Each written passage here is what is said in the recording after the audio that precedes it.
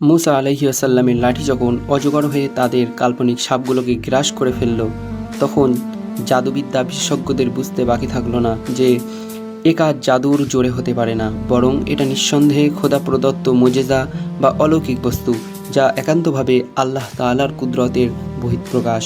তাই তারা সেজদায় লুটিয়ে পড়ল এবং ঘোষণা করল, আমরা মুসা ও হারুনের রবের প্রতি বিশ্বাস স্থাপন করলাম। আল্লাহ তাআলা যখন এই বিরাট সমাবেশে ফিরআউনকে লাঞ্ছিত ও অপমানিত করলেন, তখন সে হতভম্ব হয়ে প্রথমে জাদুকরদের বলতে লাগলো, আমার অনুমতি ছাড়া তোমরা কিভাবে ঈমানদার হলে? আমি দেখেছি সেই তোমাদের প্রধান, সে তোমাদেরকে জাদু শিক্ষা দিয়েছে, তোমরা সবাই তার শিষ্য।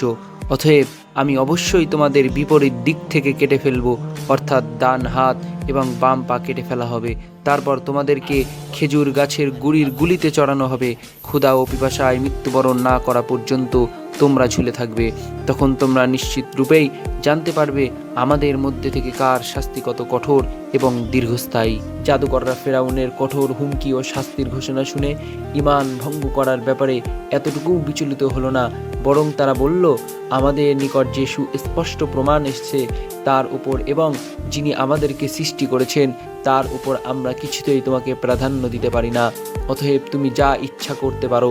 তুমি আমাদেরকে শাস্তি প্রদান করলেও তা এই ক্ষণস্থায়ী পার্থিব জীবন পর্যন্তই হবে। মৃত্যুর পর আমাদের উপর তোমার কোনো অধিকার থাকবে না। আমরা পালনকর্তার উপর বিশ্বাস স্থাপন করেছি, যাতে তিনি আমাদের পাপ এবং তুমি আমাদেরকে যে জাদু করতে বাধ্য করেছ তা মার্জনা করেন। আল্লাহ শ্রেষ্ঠ ও চিরস্থায়ী।